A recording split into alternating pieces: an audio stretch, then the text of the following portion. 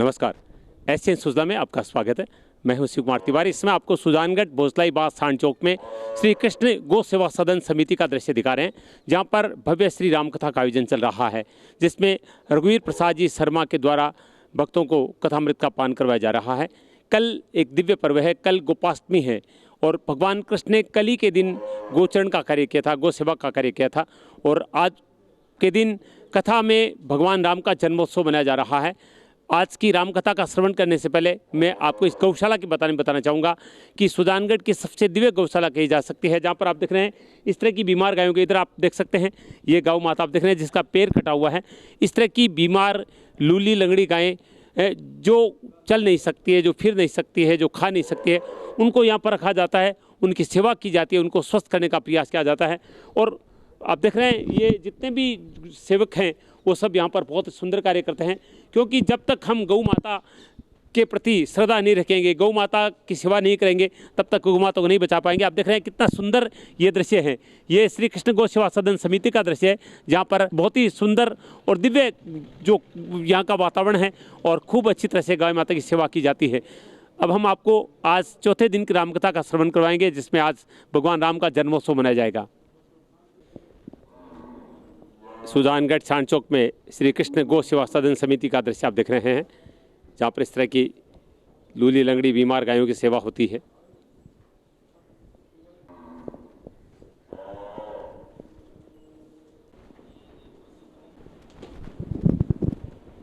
बहुत अच्छे ठाण गाय माताओं के लिए बने हुए हैं। ये बहुत सुंदर लगता है ये बछड़ा गौ माता का।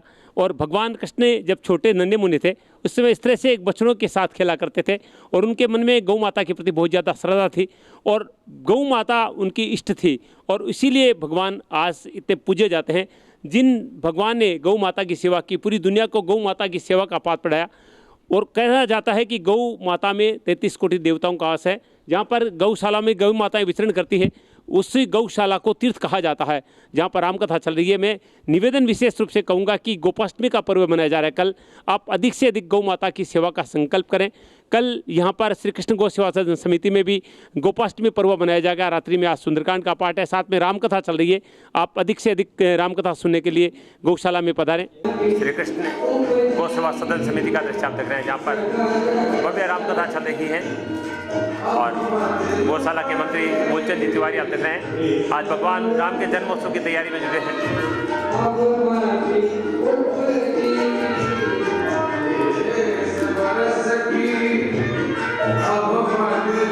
कहा कि जन्म तेरो बातों में बीत गयो, तूने कब हुन राम कयो। भगवान का सुमिरन व्यक्ति ने किया नहीं और जन्म ऐसे ही व्यतीत तो हो गए, तो ये जन्म की उपलब्धता नहीं है, ये जन्म की पूंजी नहीं है।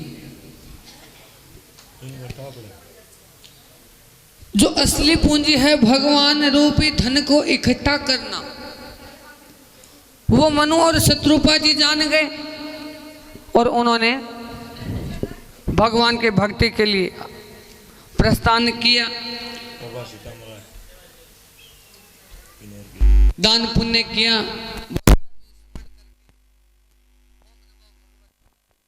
हार साख फल कंदा, अब भक्ति की तो किस प्रकार की। कुछ समय भोजन छोड़ दिया मनु और शत्रुपा जी ने। ध्यान रखना, जो भगवान जब पुत्र बन के आते हैं तो भक्ति भी देखो माता पिता को किस प्रकार करनी होती है।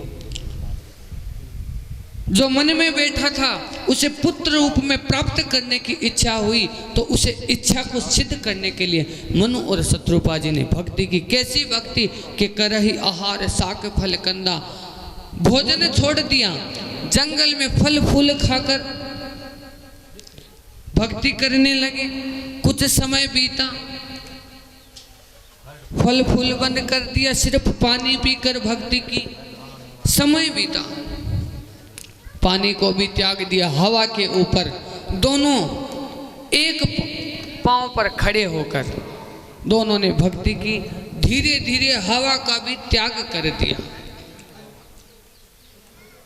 अब राजा जब आए थे भक्ति करने के लिए मनु शत्रुपा जी, जिनका शरीर हष्ट पुष्ट था, आज उनका शरीर तिनकाय मानव हो गया। भीषण गर्मी पड़े, भीषण वर्षा ऋतु हो, भीषण बर्फ गिरे, अनेक ऋतुएं परिवर्तन हुई, ग्रीष्म काल आया, लेकिन का ध्यान इस प्रकार भगवान के चरणों में कि वह भगवान का सुमिरन करने लगे। ब्रह्मा जी बहुत बार आए, भगवान शंकर आए, उनकी भक्ति देखकर भाई उन्हें क्या चाहिए, उन्हें जो भी वरदान चाहिए मैं उन्हें दूं, लेकिन उन्होंने कुछ नहीं मांगा। तुलसी बाबा ने कहा विधि हरि हर तप देख अपारा, मुनि समीप गए बहु बारा। एक बार नहीं बहुत बार ब्रह्मा जी आए, पूछा है राजन आप क्या मांगना चाहते हो, मांगो। लेकिन मनु और शत्रुपा जी की समाधि तनिक भी डिगी खंडित नहीं हुई। भगवान के चरणों में एक मन लगाए हुए भगवान का श्रवण करते रहे। सुमिरन करते करते एक समय ऐसा आया, भगवान विष्णु स्वयं अपने वैकुंठ से 4 भुजाधार भगवान आए और आकर कहने लगे मांगो। हे मनु, हे शत्रुपा, मैं आपकी भक्ति से प्रसन्न हुआ, आप क्या मांगना चाहते हो, मांगो मांगो मांगो। ज्यों ही ये आवाज मनु और शत्रुपा जी के कानों में गई छिद्रों द्वारा, तो जिस प्रकार मनु और शत्रुपा जी पहले राज्य से हष्ट पुष्ट आए थे, उसी प्रकार उनका तन हो गया। भगवान की आवाज कर्ण रंध्रों द्वारा हृदय में जाते ही उनकी आंखें खुली, भगवान के समीप हाथ जोड़ा, भगवान को प्रणाम किया। यहाँ तुलसी बाबा ने प्रभु विष्णु के 4 भुजाधार के स्वरूप का वर्णन किया है कि भाई मांगो। मनु जी ने तो दंडवत प्रणाम किया, शत्रुपा जी ने हाथ जोड़े। देखो दंडवत प्रणाम नहीं किया, हाथ जोड़े प्रभु को। कहा आपने भक्ति की, मांगो क्या मांगना चाहते हो। नेत्रों में आंसू आ गए, हाथ जोड़कर कहने लगे जथा दरिद्र विविध तरुपाई,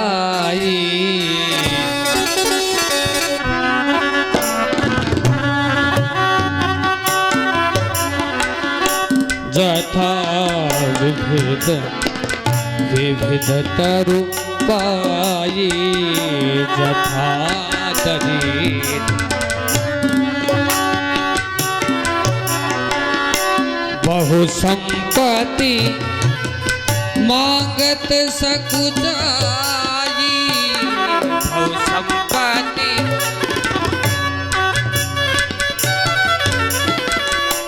तासो प्रभाव जान नहीं सोई, तासो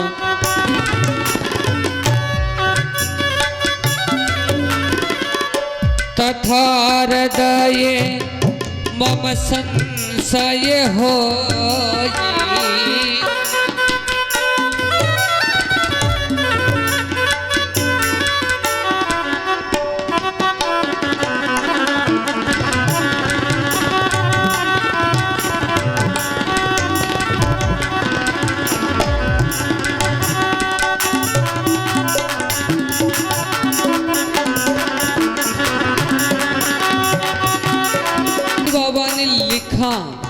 को कल्प वृक्ष मिल जाए, निर्धन व्यक्ति को और कहे मांगो, तो वह एक समय के लिए मांग नहीं सकता। क्यों? क्योंकि उसका कल्प वृक्ष देखा हुआ नहीं है। किसी के पास कभी जीवन में 50,000 रुपए साथ में नहीं देखे और उसे 15 लाख रुपयों से भरी हुई बैग मिल जाए, तो महाराज एक समय के लिए वो व्यक्ति उसका मन डगमगा जाएगा। तो आज भगवान को देखकर उसी प्रकार शत्रुपा जी बोल नहीं पाए, भगवान कह रहे हैं मांगो। शत्रुपा जी, मनु जी कहे क्या मांगू, मेरी स्थिति तो वह है कि जिस प्रकार दरिद्र कल्प वृक्ष को पाकर हो जाता है। बहु संपत्ति मांगत सकुच आए। भगवान ने फिर कहा भक्ति आपने की है तो मांगना तो होगा। सो तुम जानहु अंतरयामी, सो तुम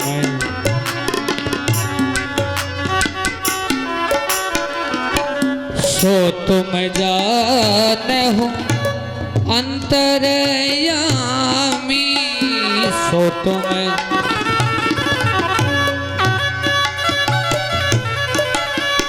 पूरब मोर मनो रथ स्वामी, पूरब मोर मनो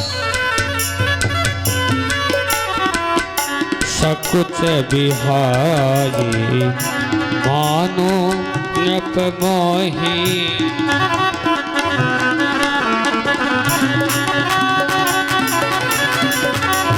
मोरे नहीं अदय कछु तो ही,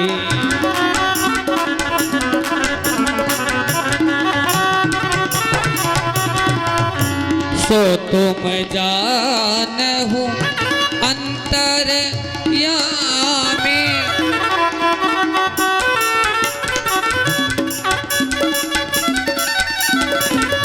पूरब मोर मनोरथ स्वामी,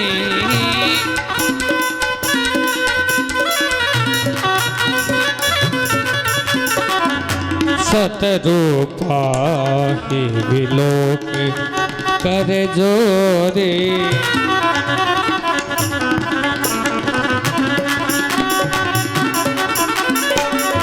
दीन मनोजो रुचि अर तोरे।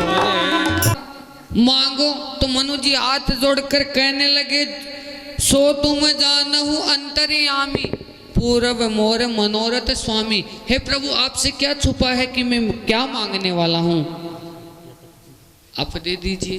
जो मांगना चाहता हूँ मेरे हृदय की बात आप जानते हो। प्रभु ने कहा नहीं, आप कहोगे तभी दूं। मनु जी ने हाथ जोड़कर कहा प्रभु देना है, क्योंकि प्रभु इतनी देर से समझा रहे थे मांगो मांगो मांगो, मांग नहीं रहे थे। अब जब मनु जी समझ गए तो प्रभु ने दे ही दिया जल्दबाजी में। मनु जी ने कहा अगर देना है तो मुझे और कुछ नहीं चाहिए, मुझे आप जैसा पुत्र चाहिए। भगवान ने कहा तथास्तु। तुलसी बाबा ने लिखा दान शिरोमणि कृपा निधि नाथ को चाहूं तुम ही समान सुत, प्रभु सन कवन जुआ। चाहूं तुम समान पुत्र। प्रभु ने कहा तथास्तु। अब प्रभु ने कहा फिर विचार किया, अरे क्या मांगा? राजन ने कहा मैंने तो आप जैसा पुत्र मांगा। अब प्रभु ने कहा मेरे जैसा मैं कहां से लाऊं? अब मेरे जैसा पुत्र मैं कहां से लाऊं? अब तथास्तु तो कह दिया। राजन कहने लगे भाई आप जानो, आपका काम जाने, हमने तो भक्ति की है और वरदान मांगा है। तो प्रभु मुस्कुराते हुए कहे कि मेरा जैसा मैं कहाँ ढूंढूंगा, कहाँ से लाऊंगा? हे राजन आप चिंता मत करो, जाओ मैं स्वयं ही आपके घर अवतार लेकर आऊंगा। चारों तरफ भगवान का जय घोष हुआ। अब मनु जी ने तपस्या की, उनको फल मिला। अब शत्रुपा जी ने भगवान ने शत्रुपा जी से पूछा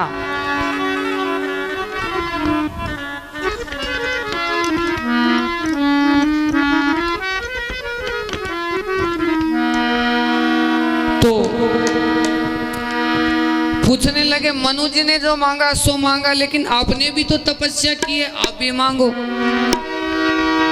तो शत्रुपा जी हाथ जोड़कर कहने लगे जो वरनाथ चतुर नृप मांगा, जो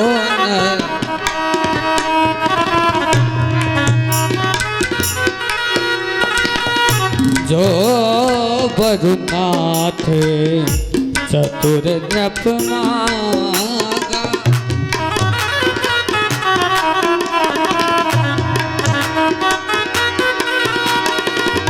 सोही कृपाल मोही, सोही कृपाल मोही प्रिय अति लागा,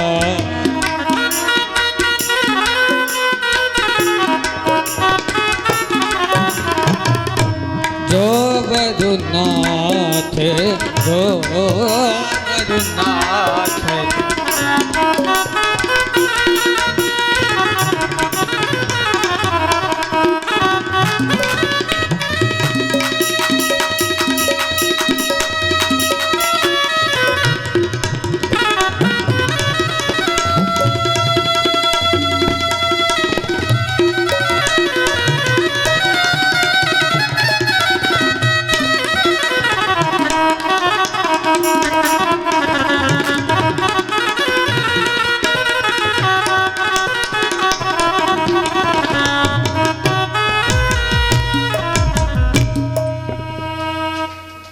जो वरुनाथ चतुर नृप मांगा, जो राजा ने मांगा है वही मुझे अच्छा लगा। प्रभु ने कहा तो ठीक है, अब आज्ञा दीजिए। लेकिन मनु जी ने कहा रुको, आप पुत्र बनकर तो आ रहे हो, लेकिन एक शर्त पर कि जिस प्रकार मणि के बिना सांप और जल के बिना मछली जीवित नहीं रह सकती है प्रभु, आपके बिना मेरा जीवन नहीं रह सकता। प्रभु ने कहा तथास्तु। प्रभु अंतर्ध्यान हुए। मनु जी कुछ समय वहां पर रहे, फिर इंद्र की राजधानी अमरावती में वास किया। और इधर तुलसी बाबा भानु प्रताप की कथा गाते हैं और कहते हैं कि भानु प्रताप नाम का एक राजा हुआ, जिसका मंत्री था धर्मरुचि और छोटा भाई था अरिमर्दन। ब्राह्मणों के श्रापवश भानु प्रताप रावण बना, अरिमर्दन कुंभकर्ण बना और धर्मरुचि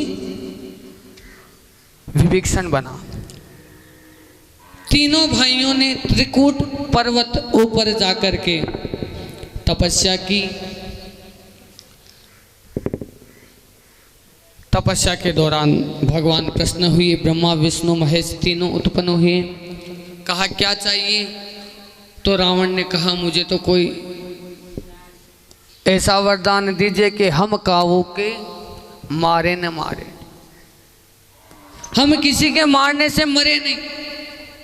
ब्रह्मा जी ने कहा ये तो अमरता का वरदान मैं आपको दे नहीं सकता, ये तो प्रकृति के नियमों के खिलाफ है, अमरता तो हो नहीं सकती। विचार कर लो फिर मांग लेना। रावण ने तपस्या की, विचार किया, क्या मांगे? अमरता मिल नहीं रही है। तो ब्रह्मा जी ने कहा बताओ भाई क्या विचार किया? तो रावण ने हाथ जोड़कर कहा कि अगर आप अमरता नहीं दे सकते तो कोई बात नहीं, आप ये वरदान दीजिए, हम काऊ के मारे न मारे, वानर मनुज जात दो बारे। अगर मनुष्य और वानर इन दो साथ में हो जाए, इनको छोड़कर हमें कोई नहीं मार सकता। ब्रह्मा जी ने कहा तथास्तु। कुंभकर्ण जी से पूछने ही वाले थे, इतने में ब्रह्मा जी ने उनका शरीर का निरीक्षण किया कि कुंभकर्ण इतना विशाल। ब्रह्मा जी ने सोचा ये क्या मांगेगा? अगर इसने इंद्र आसन मांग लिया तो इसका इतना बड़ा विशाल शरीर, ये रोज भोजन करेगा, और इसका इतना बड़ा विशाल शरीर कि कुछ दिन अगर ये भोजन करेगा तो महाराज पृथ्वी पर मनुष्य ही नष्ट हो जाएंगे, कितना खाएगा ये। तो ब्रह्मा जी ने विचार किया भाई इसके मस्तिष्क को टंटोलो, भाई ये क्या मांगना चाहता है। देखा तो वास्तव में कुंभकर्ण जी तो इंद्र आसन मांगना चाहते थे कि स्वर्ग लोक मुझे मिल जाए। ब्रह्मा जी ने देखकर कहा, ओ हो, कुंभकर्ण जी इंद्र आसन मांगना चाहते हैं, लेकिन इंद्र आसन इनको कैसे दूं, ये लायक ही नहीं है। तो क्या किया जाए? सरस्वती जी को याद किया, कहा हम इनको वरदान दे रहे हैं, कुंभकर्ण को आप इनकी जीव्या पर बैठिए, ये जैसे ही कुछ मांगे आप इनकी जीव्या को थोड़ा घुमा दीजिए। सरस्वती कुंभकर्ण की वाणी पर जाकर विराजमान हुए। ब्रह्मा जी ने पूछा, भाई आपकी भक्ति से हम प्रसन्न हुई, आप मांगो, क्या मांगना चाहते हो? अब कुंभकर्ण मांगने तो वाला था इंद्र आसन, अब मांगने वाला था कि मुझे तो आप, मांगने वाला था इंद्र आसन, मुख से निकल गया निद्रा आसन। ब्रह्मा जी ने कहा, तथास्तु। हे प्रभु, मैं तो इंद्र आसन मांग रहा था, मुख से निकल गया निद्रा आसन। ब्रह्मा जी ने कहा, बच्चा कुछ नहीं हो सकता, जा सो तू मौज कर। अब कहा, प्रभु कुछ तो कीजिए, अब मैं तो इंद्र आसन मांगना चाहता था, जी फिसल गई, निद्रा आसन हो गया, क्या मैं सोता ही थोड़ी रहूंगा? कुछ तो। ब्रह्मा जी ने थोड़ी दया दिखाई और कहे कि मैं ज्यादा कुछ तो कर नहीं सकता, जाओ 6 महीने से एक दिन उठेगा, खा पी के वापिस।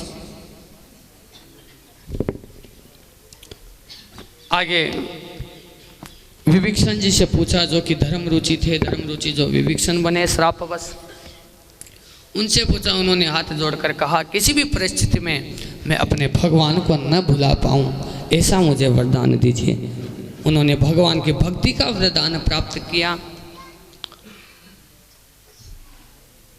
और मनु शत्रुपा इस जन्म में दशरथ और कौशल्या बने। लंबे समय तक उनके पुत्र न होने के कारण राजन बहुत चिंतित रहते थे कि मेरे अयोध्या के राजा हुए दशरथ, तो वो सोचते थे मेरे पास सब कुछ है, धन है, दौलत है, ऐश्वर्य है, वैभव है, इतनी मेरी प्रजा है, किंतु मेरे पुत्र नहीं है। चिंतित हुए, अपने गुरु विश्वामित्र जी के पास जाकर उन्होंने अपनी वेदना बताई। विश्वामित्र जी ने कहा, राजन आपके एक नहीं बल्कि 4 पुत्र होंगे। दशरथ जी ने कहा कि अब चौथी अवस्था आ रही है जीवन की, तो फिर कब होंगे? आप बताइए। तो मित्र जी कहने लगे कि आपने कभी हमसे पूछा ही नहीं, तो बताएं कब?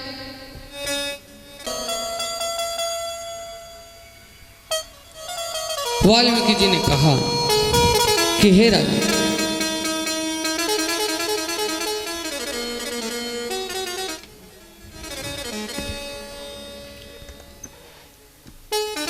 आपके 4 पुत्र होंगे, वो आप जाकर पुष्ट कामेष्टि, पुत्र कामेष्टि यज्ञ करवाएं, तब आपके 4 पुत्र होंगे।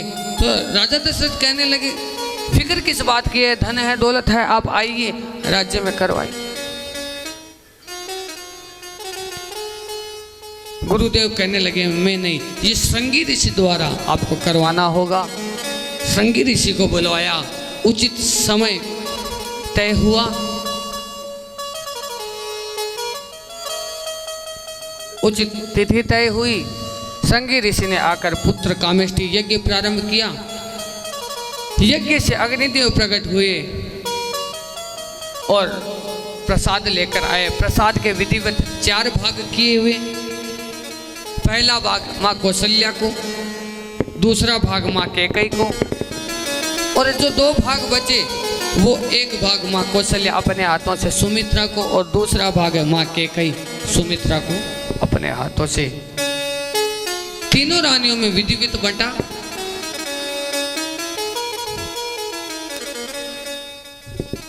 और उधर रावण को जब वरदान मिला तो रावण इस धरती पर अधर्म करने लगा, पाप करने लगा, ब्राह्मणों की हत्या करने लगा, गौ की हत्या करने लगा।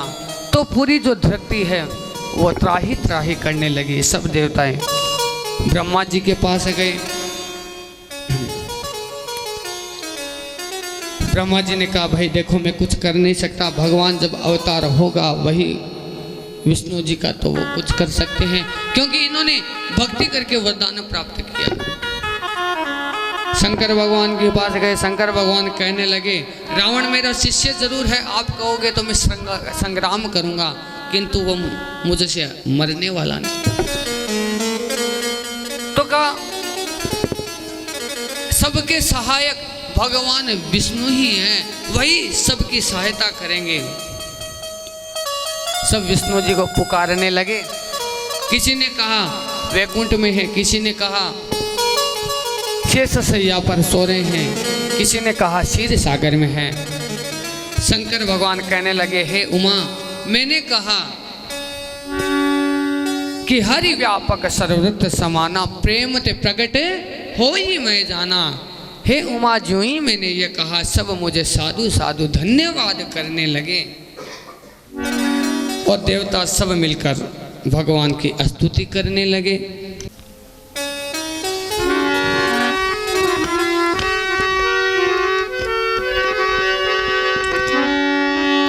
जय जय सुर नायक जन सुखदायक प्रणत काल भगवंता, जय जय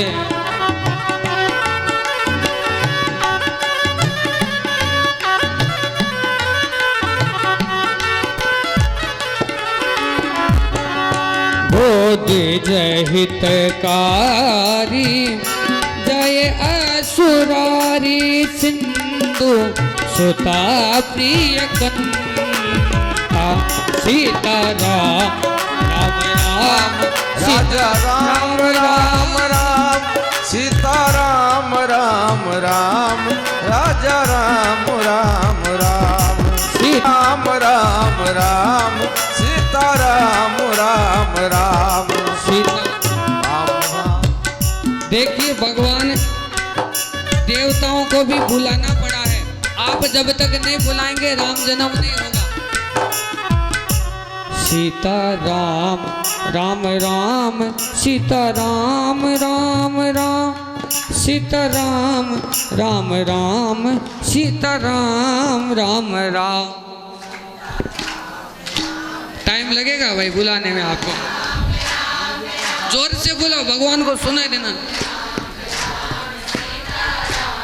ये बात श्री राम सीता राम राम राम सीता राम। और क्या कहते हैं, पालन सुर धरनी अद्भुत करनी, मरमना जाने कोई, जो सहज कृपाला दीन दयाला, करहु अनुग्रह सो। जय जय अभिनाशी सब गटवासी, व्यापक ब्रह्मानंदा,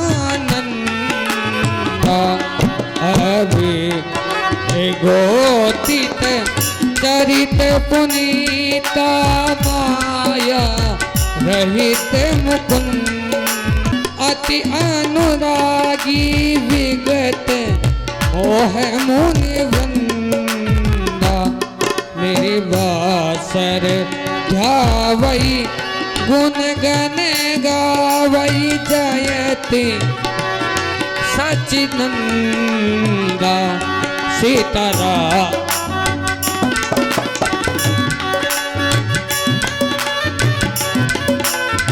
जय सृष्टि उपाई, त्रिविध बनाई, संग सहाय न दूजा, सो करहु उधारी, चित हमारी जानिना भगति पूजा, जो भव भय मोचन मुनि मन रंजन, गंजन विपति करो था, मन क्रम वच झाड़ी सरल सकल सुख जो था। सीताराम राम राम राजा राम राम। दीन प्यारे वेद पुकारे ध्रुव उसु श्री भगवाना। भवबारित मंदिर सब सिद्धि सुंदर गुण मंदिर शंख पूजा मुनि श्रेष्ठ परम भयातुर नाथम कंदा। सीताराम राम राम राजा राम राम राम। सीताराम राम राम राजा राम राम राम। सीताराम राम राजा राम राम राम। सीताराम राम राम राजा राम राम राम। प्रभु प्रकट हुए, सब देवताओं ने भगवान विष्णु की जय जयकार की। देवताओं ने सारी बात भगवान को बताई। भगवान कहने लगे तुम चिंता मत करो, समय आने पर मैं राजा दशरथ के यहाँ अवतार लूँगा। भगवान इतना कहकर अंतर्ध्यान ही भगवान शंकर ने सब देवताओं को कहा कि अब भगवान जल्द ही अवतार लेने वाले हैं। सो देवताओं आप जाकर वानर का रूप धारण करो। भगवान की सहायता हेतु आपको जाना होगा। भगवान शंकर अंतर्ध्यान हुए। सब देवी देवताएं अपने अपने निज लोक को आए। समय पूरा हुआ। धीरे धीरे समय बीता। तीनों रानियां ने गर्भ धारण किया। 9 महीने पूर्ण हुए। तुलसी बाबा लिखते हैं एक दिन ऐसा आया, योग तिथि सब अनुकूल हो गए। 9वीं तिथि मधुमास रामा राघव प्रगट भय। 9वीं तिथि शुक्ल पक्ष अभिजीत हरिप्रीता राघव प्रगट भय। मध्य दिवस अति शीतन दामा। दोपहर का समय है। मध्य दिवस अति शीतन दामा। अखिल लोक दायक विश्रामा। 9वीं तिथि मधुमास रामा राघव प्रगट। चैत का महीना 9वीं तिथि शुक्रवार और दोपहर का समय। माँ कौशल्या के सन्मुख प्रभु अपने 4 भुजा धार हाथों से प्रकट हुए और कहने लगे हे माँ समय आ गया है, मैं आपके पुत्र बनकर आया हूँ। कौशल्या ने कहा ऐसे थोड़ी कोई पुत्र बन के आते हैं, 4 हाथ थोड़ी होते हैं पुत्रों के, आपके तो 4 हाथ हैं, मुकुट लगाए हुए, शंकर चक्र गदा लिए हुए, तो क्या करूं? तो कहा शिशु बन जाइए। तो माँ कहने लगी क्या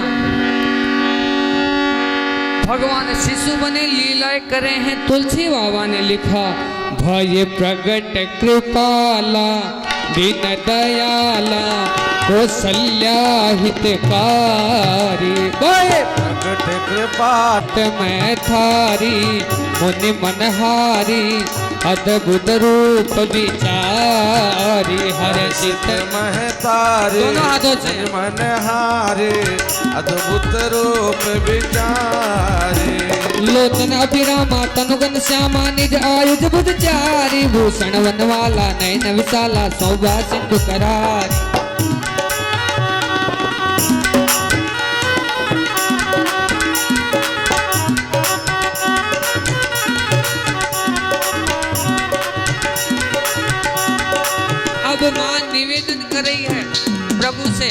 अवतरण के बाद कह दूं कर जोरी स्तुति तोरी कही विधि करो अनंता कर जोरी स्तुति तोरी हे विधि करो अनंता।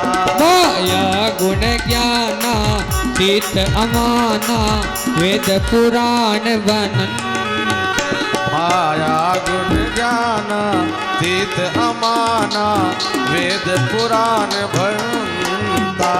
करुणा सुख सागर सब गुण आगर जय गावत सुति संधा सोम महित लागी जन अनुरागी प्रगट भयो सिर कंठा।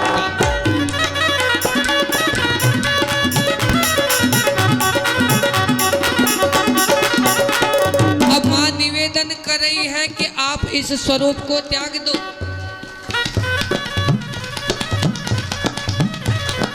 अब प्रभु के रोम रोम को देख कैसा है रोम रोम, भगवान के रोम रोम में ब्रह्मांड दिखाई दे रहा है। माँ विनती कर रही है ब्रह्मांड निकाया निर्मित माया रोम रोम प्रतिवेद कहे। ब्रह्मांड निकाया निर्मित माया रोम रोम प्रतिभेद कहे।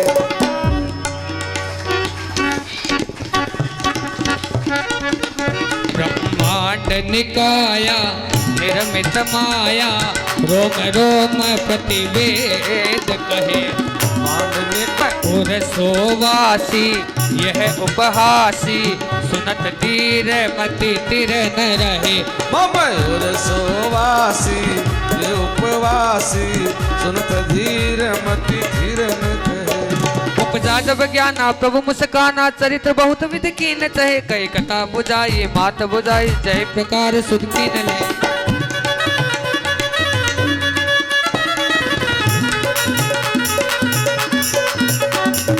अब प्रभु ने कहा तो जैसा माँ आप कहती हो मैं वैसा ही करूँगा। अब माता पुण्य बोली सोमति डोली तजहु तात ये रूपा। माता पुण्य बोली सोमति डोली तजहु तात ये रूपा। ये जो आपका स्वरूप है इसका त्याग कर दीजिए। तो भगवान ने कहा तो क्या करूं, उसके बाद क्या करना है।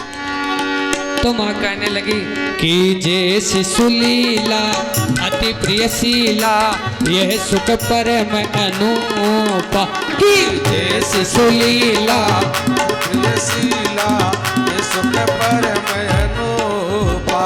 सुन वजन रुदाना रोदन थाना होई बालक सुरभूपा। ये चरित जिगावी हरिपद पावी पाव करे नरभू।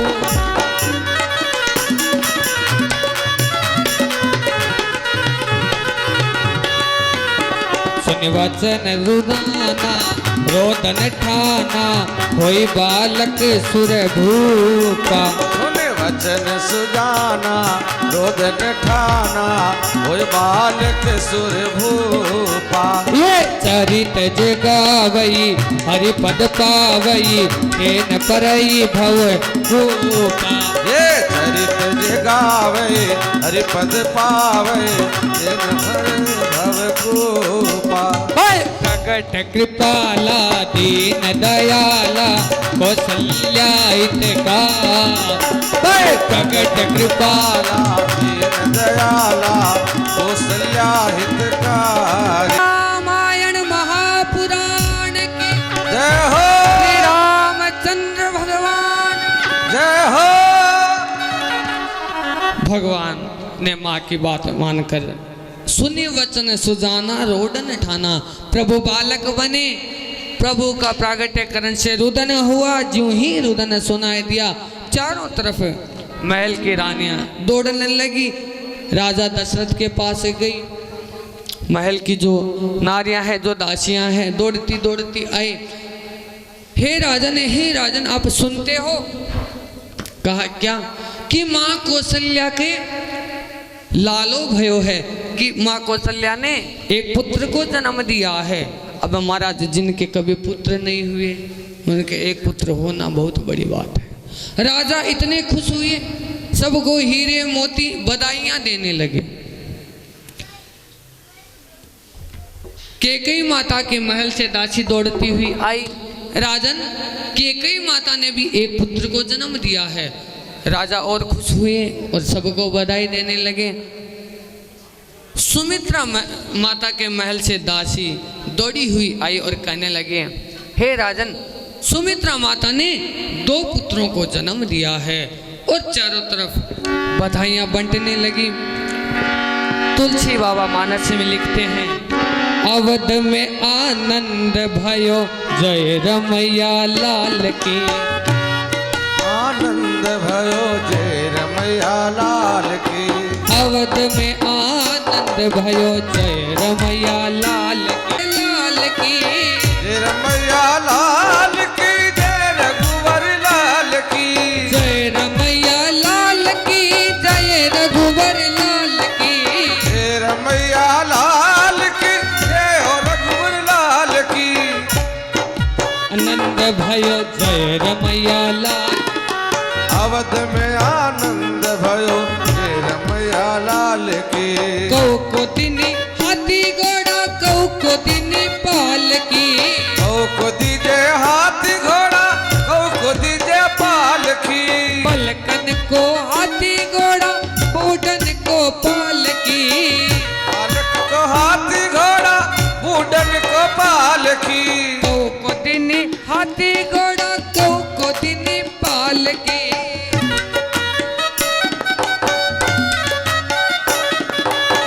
पलकन को हाथी घोड़ा, बूढ़न को पालकी। पालक को हाथी घोड़ा, बूढ़न को पालकी। अवध में आनंद भयो जय रमैया लाल की। अवध में आनंद भयो जय रमैया लाल की। अवध में आनंद भयो। अवध में आनंद भयो जय रमैया लाल की।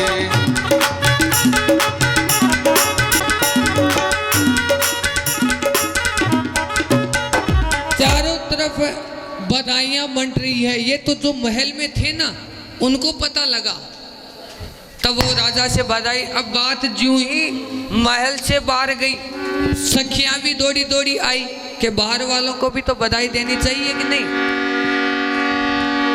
सबसे बधाई मांग रही है माता से कि राम जन्म सुन आई, कौशल्या मैया दे दो बधाई। राम जन्म सुन आए, कौशल्या मैया दे दो बधाई। राम जन्म सुन आई, कौशल्या मैया दे दो बधाई। राम जन्म सुन आए, कौशल्या मैया दे दो बधाई। दे दो बधाई मैया, दे दो बधाई। दे दो बधाई मैया दे दो बधाई। दे दो बधाई मैया, दे दो बधाई। में सुन आए, कौशल्या मैया दे दो बधाई। प्रभु का जन्म आई, कौशल्या मैया दे दो बधाई। हाथ उठाइए।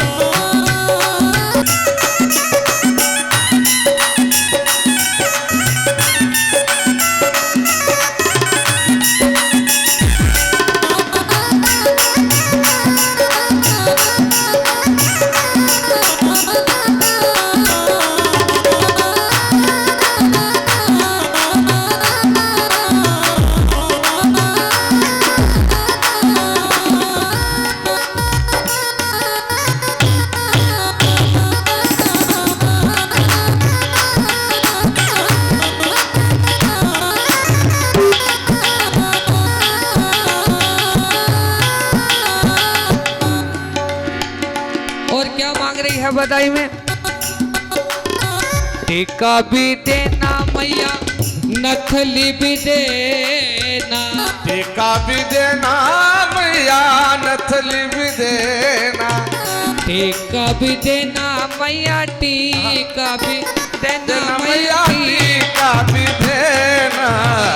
टीका भी देना मैया, नथली भी देना, टीका भी देना मैया, नथली भी देना। और झुमके की झुमके की दे दो सारी कौशल्या मैया, दे दो बधाई।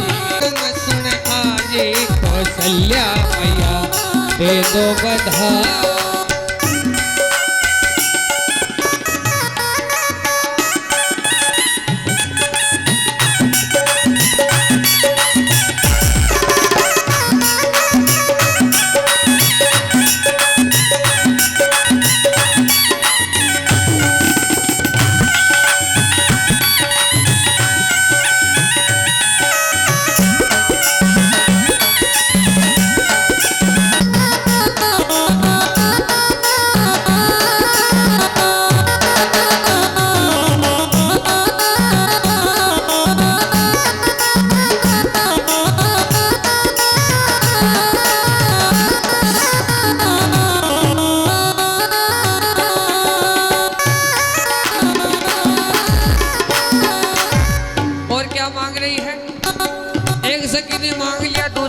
कौशल्या जी से कह रही है,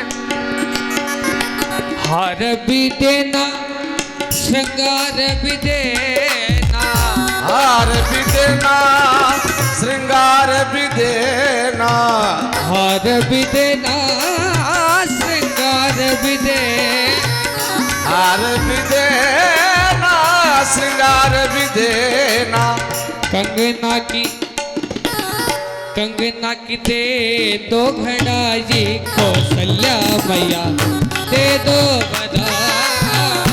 कंगना की दे दो घड़ाई कौशल्या मैया, दे दो।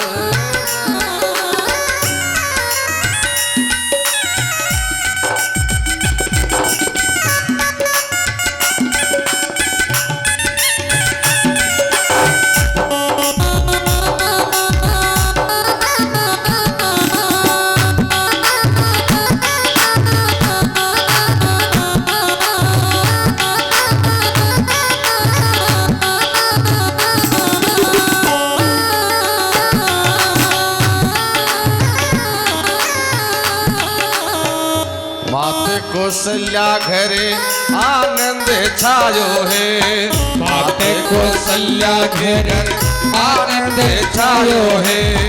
त्रिलोकीनाथ आयो सहेलो रे, त्रिलोकीनाथ सबर आयो सहेलो रे।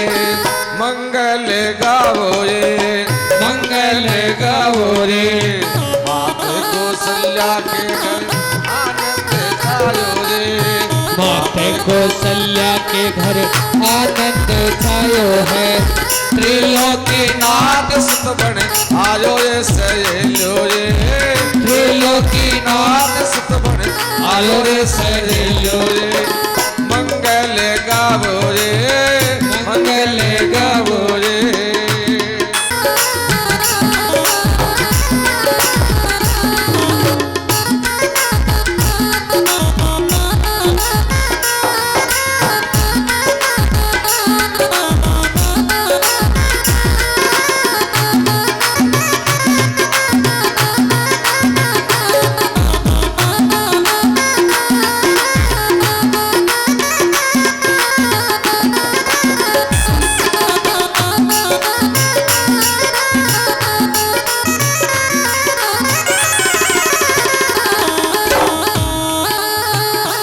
और क्या करें,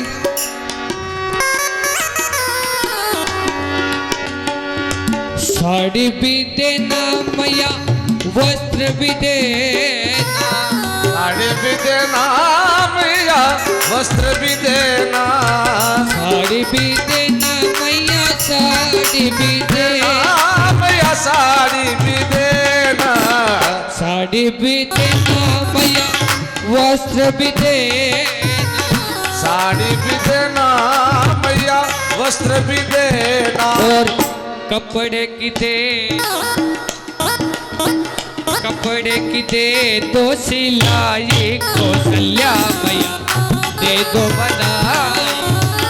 कपड़े की दे दो सिलाए कौशल्या मैया दे दो बधाई। अब अंत में क्या मांग करे हैं तुलसी बाबा, माता कौशल्या मोद मना, माता कौशल्या मोद मनावे, सखियां हिल मिल मंगल गावे, मंगल गावे मंगल गावे, सखिया हिल मिल मंगल गावे। और ये तो बधाई तुलसीदास जस गाए कौशल्या मैया दे दो बधाई। राम जन्म सुन आई कौशल्या मैया दे दो बधाई, राम जन्म सुन आई कौशल्या मैया दे दो बधाई। चारों तरफ जय जयकार हुआ। माँ को बधाई लेने के लिए आए और बाहर के जो नर नारी है उनको जो ही पता लगा, और दशरथ जी ने विधिवत आदि गणेश का पूजन किया, गणपति पूजन किया, अपने कुल गुरुओं का वंदन किया।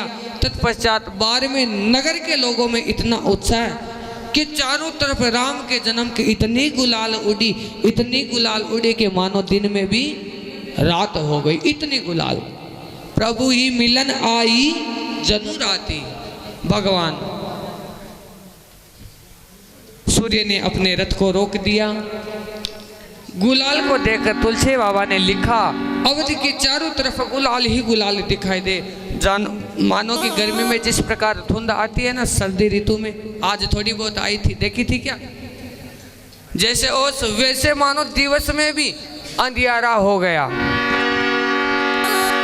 अरे झिनी झिनी उडर गुलाल पूरी रे अयोध्या में, झिनी झिनी उडर,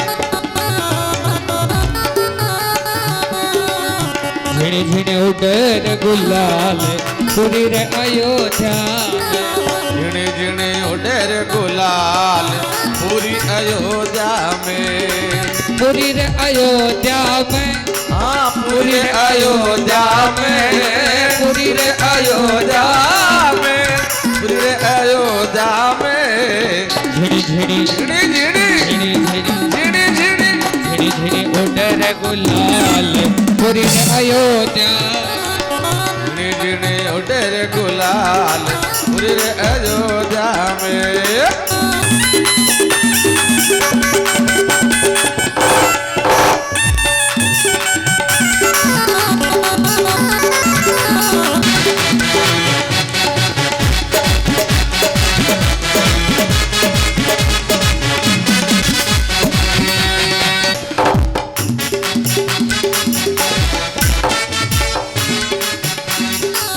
अब क्या कर रही हैं?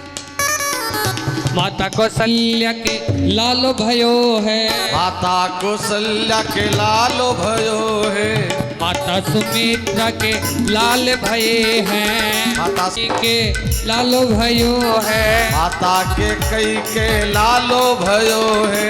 सुनियो राज दरबार पूरी रे अयोध्या, अयोध्या झिणी उडर गुलाल पूरी रे अयोध्या में, पूरी अयोध्या में, पूरी अयोध्या में। झिनी झिनी झिणी झिणी झिनी झिनी झिणी झिणी झिनी झिनी उडर गुलाल पूरी रे अयोध्या।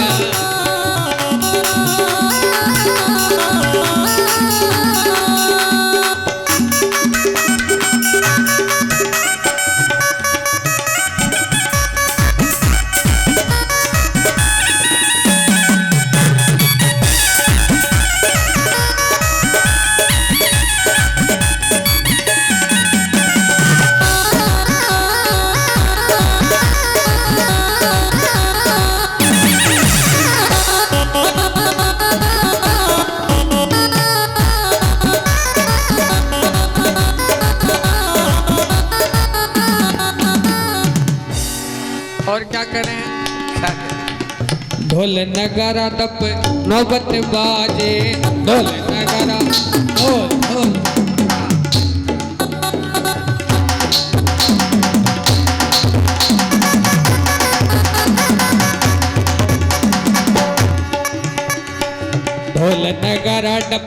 नौबत बाजे, ढोल नगारा डप डप मोहब्बत बाजे।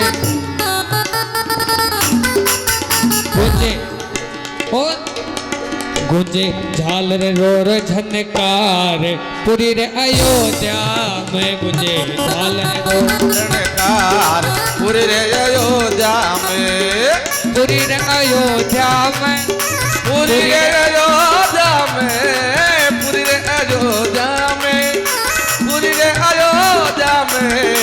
झिणी झिणी झिणी झिणी झिणी झिणी झिणी झिणी झिणी उतर गुलाल, पूरी रे अयोध्या।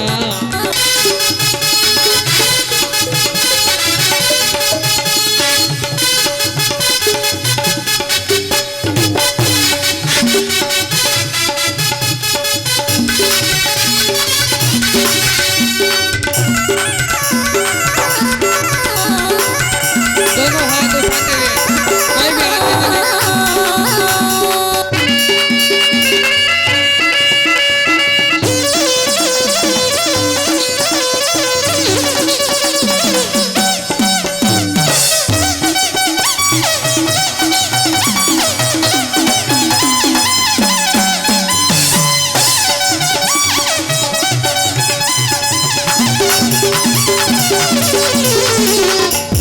और क्या कर रहे हैं?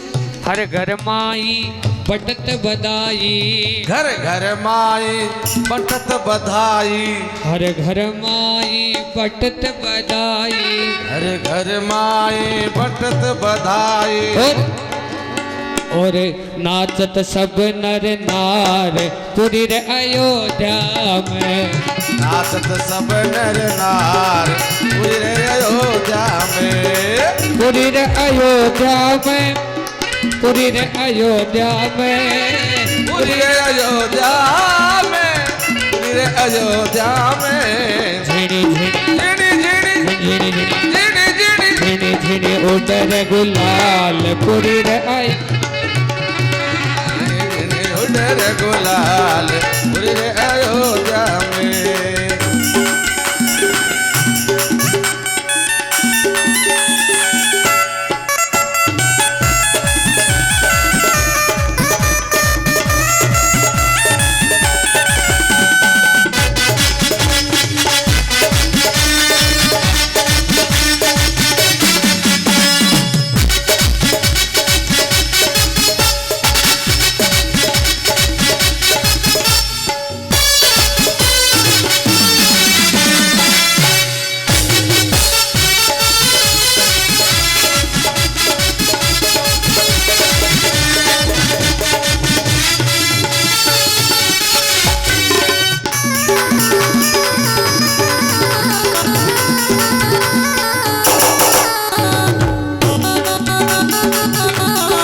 दास जे हरि गुण गावे, राजा की खुशी को कोई पार न पावे, राजा की खुशी को कोई पार नहीं पावे, राजा की खुशी को कोई पार न पावे, राजा की खुशी को पार न पावे। जहाँ लियो राम अवतार, पूरे अयोध्या में, जहाँ लियो राम अवतार, पूरे अयोध्या में। झिणी झिणी उतर गुलाल, पूरे अयोध्या में। झिणी झिणी उतर गुलाल, पूरी रे। सर्वप्रथम भगवान राम के जन्म की आपको सभी को हार्दिक बधाई। सब आएंगे, कभी इतनी कथाएं की है, कभी मैंने व्यासपीठ से मांग कभी नहीं की, लेकिन आज गौ माता हेतु से आपसे मांग कर रहा हूँ कि अगर व्यक्ति एक साल में गोपाष्टमी के दिन अगर ये व्रत कर ले कि मैं 500 रुपये गौशाला में दूंगा, तो दिन के महाराज उसके 1.5 रुपये से अधिक लागत नहीं आएगी। आपके एक दिन का 1.5 रुपया और 12 महीनों से 500 रुपये बराबर है। जो भी है, जैसा भी है, 1.5 रुपया एवरेज पड़ेगा या 2 रुपये पड़ेगा। जो राम जन्म से आप यही आज प्रण लेके जाओ कि कल जैसी सेवा हमसे होगी गौ के लिए करेंगे। और कल विशेष बात, कल 2 बजे मैं कथा के बीच में गोपाष्टमी की कथा कहूँगा, तो समय ऊपर आप सभी पधार जाएं। राम उत्सव के अभी कुछ व्रतांग बाकी हैं तो सुबह श्रवण करें। सब माताएं आनंद लें। को सर्वविदित है और पूर्व में भी सूचित किया गया था कि प्रभु की असीम अनुकंपा से महाराज श्री के से निवेदन किया गया था और उसी निवेदन को मानते हुए रमेश जी ने जो निस्वार्थ भाव से गौ सेवार्थ जो है इस कथा का भव्य आयोजन किया गया है। जैसा कि आज ऐसे सोच रहे थे, सबका विचार था कि महाराज श्री का हम सम्मान करें, रमेश जी का सम्मान करें। महाराज श्री जी ने ये निवेदन किया, पूर्व में भी किया था कि मैं ये कथा जो है वो गौशाला के निमित्त कर रहा हूँ और जो कुछ सम्मान है वो गायों का सम्मान ही मेरा सम्मान है, भगवान का सम्मान ही मेरा सम्मान है उसी के अंदर। तो कल जो मैंने आज जो आपने अभी देखा कि पहले पूर्व के अंदर जो था नारद को अहम हो गया था, भ्रम हो गया था, उस भ्रम को दूर करने की कथा आपने सुनी और उसके गौ माता की जय। बहुत ही खुशी की बात है, परम हर्ष की बात है कि आपने गौशाला में राम कथा को भव्य आयोजन चाल रही है और सभी लोगों से और विशेष निवेदन है कि ज़्यादा से ज़्यादा संख्या में ये राम कथा को लाभ लियो जावे। काल विशेष पर्व है गोपाष्टमी को। जी हाँ, रघुवीर जी आपने बताया कि हर व्यक्ति प्रतिज्ञा करे कि मैं गाया के वास्ते कुछ सेवा करूं। जगह की श्रद्धा 500 की है वो 500 रुपया देवे, जगह की ज़्यादा श्रद्धा पे ज़्यादा भी दे सके। 500 रुपया बताया, 500 एक साथ नहीं दे सके तो 100 रुपया 5 बार में भी दिया जा सके। एक बात। दूसरी बात है कि गाय के वास्ते अगर आपने मन में श्रद्धा उसी तभी गाय की सेवा हो सकती। आप हम काम चाल तो अब रुपयों में कौन चाला 10 रुपया चाहिए, 100 रुपया चाहिए, तो सदा से अपना परंपरा चाली आ रही है कि गाय ने एक रोटी दो। तो ये परंपरा ने एक रोटी तक ही क्यों रख रखी आप? गाय की एक रोटी ने 2 रोटी भी तो कर सका। पहली पोत की जगह 2 रोटी है गाय ने देवा तो न मालूम लाखों करोड़ों जगह रोटियां मिला है गाय ने वह डबल होकर के कतो लाभ हो सके। दूसरी बात है कि जो गाया ना अपन रोटी दे रहे हैं या कुछ भी डाल रहे हैं, आजकल कहीं हो रखे है कि सुअर ज़्यादा बढ़ गया। जो कुछ भी डाले भी न सुअर खा जावे, गाया का हाथी को नहीं आवे। तो कम से कम ये बात को ध्यान रखो कि भी 2 मिनट खड़ा रहो। अभी गाय ने रोटी जगह अभी गाय ने खवा लियो, कुछ साग आदि का छिलका आदि है और है, 2 मिनट खड़ा रह करके गाय ने खुआने को प्रयास करो ताकि गाया के कुछ बां को गुजारा हो सके। जो कि गलिया में घूम रही है, गाया कष्ट पा रही है, बाने को बहुत सारो मिल सके। बहुत भवान सहितं नमामि। भवम भवान रति श्री रामायण जी की आरती श्री रामायण जी की। कीरति कलित ललित सियपी की। कीरति कलित सियपी की।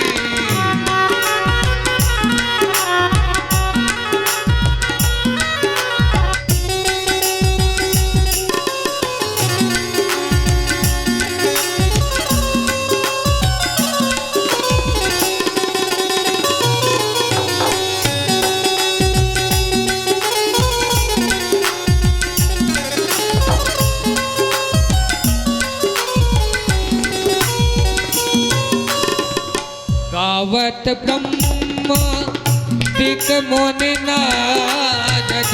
गावत ब्रह्मा दिक मुनि नारद।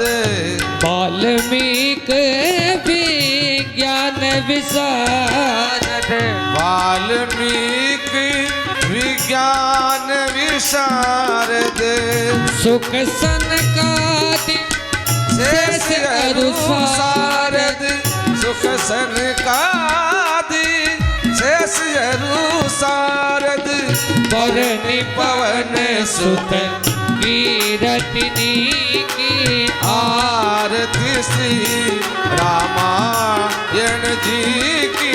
कीरति कलित ललित सियपी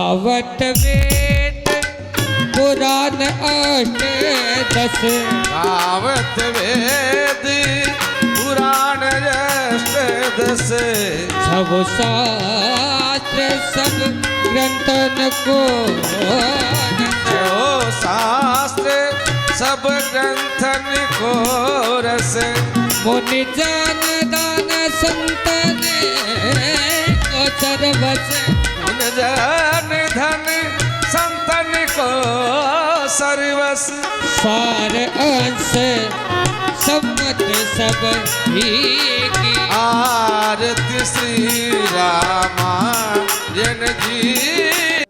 कहते हैं आज अगर देश में गौ माता सुरक्षित हैं तो वो गौशाला के कारण ही है, क्योंकि आप जानते हैं गलियों में किस तरह से गौ माताएं दर दर की ठोकरें खा रही है, प्लास्टिक की थैलियां खाकर मर रही है। लेकिन गौशालाएं जहां पर गाय माताओं की सेवा होती है, सुजानगढ़ में भी गौशालाएं हैं, लेकिन इस क्षेत्र में सबसे अच्छी गौशाला कही जाती है भोसलाइबाग सांड चौक में श्री कृष्ण गौ सेवा सदन समिति, जहाँ पर लूली लंगड़ी बीमार गायों की, बुढ़ी गायों की, वृद्ध गायों की सेवा की जाती है। और अभी आप देख भी रहे थे गौशाला के मंत्री श्री मूलचंद जी तिवारी, जिन्होंने निश्चित रूप से सेवानिवृत्ति के बाद में अपना पूरा जीवन गौ माता को समर्पित कर रखा है और इस समय रामकथा का कार्यक्रम भी गौशाला में चल रहा है। आइए बातचीत करते हैं तिवारी जी से। बहुत बहुत स्वागत आपका। सबसे पहले हम तो आपको बधाई देना चाहते हैं कि गौशाला में आपने रामकथा का दिव्य आयोजन किया, ये प्रेरणा कैसे मिली? ये प्रेरणा महाराज श्री से ही मिली। महाराज श्री ने स्वयं बोला कि मैं गौशाला में रामकथा करना चाहता हूँ, तो मैंने बोली कर लो। बोले मैं पैसा नहीं लूँगा, भाई आपकी इच्छा है। तो उन्होंने स्वयं प्रेरणा देके स्वयं अपनी इच्छा से ये रामकथा चालू की है, तो उसके लिए मैं उनका बहुत आभार प्रकट करता हूँ। रामकथा भी अच्छी से चल रही है, मेरे हिसाब से अच्छी चल रही है। बाकी जो श्रोता है वो बताएंगे कैसे वक्ता है, क्या है। भीड़ अच्छी हो रही है, लोगों को पुण्य लाभ मिल ही रहा है कथा श्रवण का। तिवारी जी, कल गोपाष्टमी है और अधिक से अधिक संख्या में भक्त गौशाला में आए, सेवा करें, इसके लिए क्या निवेदन करेंगे? ऐसा है, बहुत सेवानिवृत्त आदमी हैं जो इधर उधर अपना वक्त जाया करते हैं। अगर सब गौशाला में जुड़ जाए, सेवा कार्य में जुड़ जाए तो अति उत्तम कार्य है। गोवंश बच जाएगा। काली गायों को पालना नहीं है, गायों का संवर्धन करना बहुत निहायत ज़रूरी है। अन्यथा आने वाले 10-20 साल के बाद में अपनी जो सेकंड थर्ड जनरेशन है वो पूछेगी मक्खन किस पेड़ में लगता था। बहुत समस्या हो जाएगी। दूध की, मक्खन की शुद्ध मिल्कता नहीं है। बाज़ार में जितना मिल्क मिल रहा है 80% स्पूरियस है, नकली है, जो डिटर्जेंट से अन्य चीज़ों से बनाया जाता है, केमिकल से मिला करके। तो बड़ी दयनीय स्थिति है कुल मिला करके। तो गोवंश का संरक्षण और संवर्धन दोनों ही नितांत आवश्यक है। तिवारी जी, वर्तमान में गौशाला में कितनी गायों की सेवा रही है? अभी 234 गोवंश है, जो ज़्यादा ही है क्योंकि गौशाला बहुत छोटी है, 2 बीघा में गौशाला है। इसमें ज़्यादा गोवंश रखा नहीं जा सकता। बहुत आदमी नाराज़ भी हो रहे हैं हमसे कि गाय आप लेते नहीं है, लेकिन कहाँ रखें? बाहर में पड़ी है, इस यहाँ पड़ी रहेगी तो कोई फर्क तो है नहीं, फिर सेवा नहीं हो पाएगी। तो जगह की कमी की वजह से ये हमारा बड़ा हैंडीकेप है। आप कुछ प्रयास करें कि कहीं जगह मिल जाए? प्रयास कर रहे हैं, दूर मिल रही है, 8-10 किलोमीटर दूर।